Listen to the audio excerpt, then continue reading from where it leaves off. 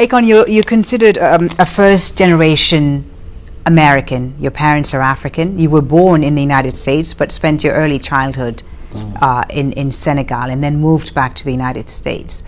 What do you consider yourself today? Are you American? Are you African? Are you African American? What are you? I'm an African raised in America.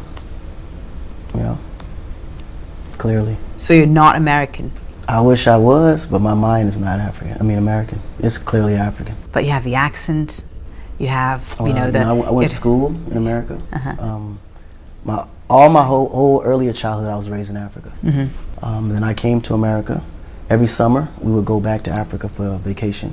And then when I graduated high school, it was a choice whether we wanted to go to Africa or stay in the U.S. And just the opportunities in the U.S. were so much greater than Africa. Well, you're certainly the perfect example of the American dream coming true. Thank you. Millions of Africans who make it to the States and who don't, have the same success and the same luck as you have. And, what would be your advice to a young African who's immigrating to the United States today? Well, I think this advice will go to any person migrating into the States. Ultimately, you can't change who you are. And I think the biggest obstacle is that when people come to the U.S., they kind of alienate their original personalities, way of lives, and they conform to what's there. And when you do that, first of all, you will never get accepted.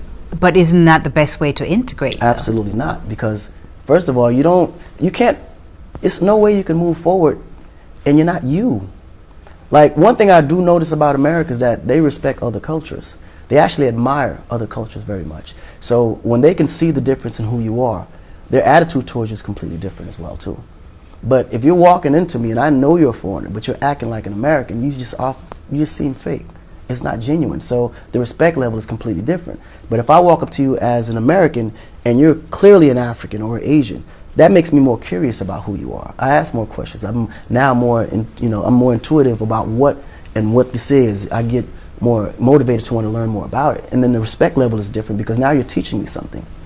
You follow? So when you're in the States, you're proud to say you're African? Oh, absolutely.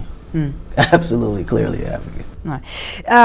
You once told the Source magazine, and I want to quote this: "Black people in the U.S. can nag all they want how the system is against black people, but if they saw how other people lived in Africa, they would see how blessed they really are."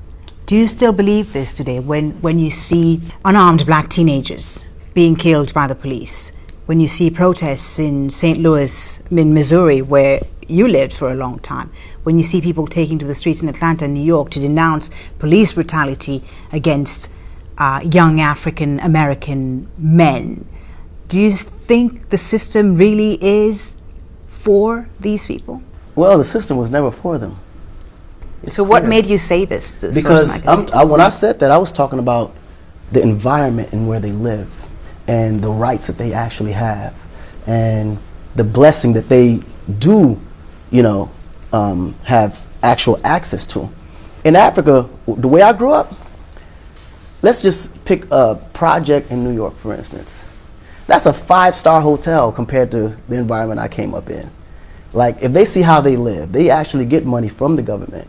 They actually are programs that helps the impoverished and the poor, and you get food stamps, and they have it good compared to Africa. You follow? There's a huge difference in how the government allocate funds towards poor and how the government allocates funds towards poor in Africa. The environments are not even left and right. If these guys were able to be taken from where the environment they're in now to the same equal environment in Africa, they would be crying to come back home to America. But you say now that the system is against them. Now let's get to the system. Yes, through the system. I was system. talking about way of life. Right. Now, as far as the system in America was never built for black people. And this is my personal opinion. I'm speaking for myself.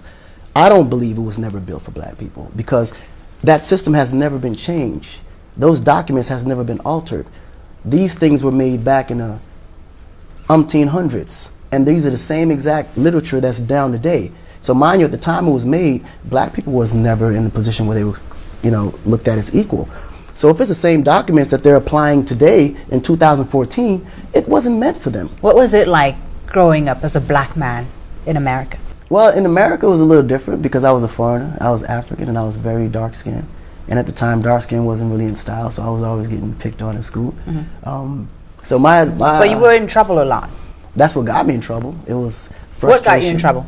Just, you know, the way I felt. I felt I was being mistreated and unfairly judged because I was African. So I was always in fights. And You spent time in jail? I spent some time in jail. Collectively about 3 years, but my longest bid was about 6 months. What for? Stealing cars and hustling. Yeah.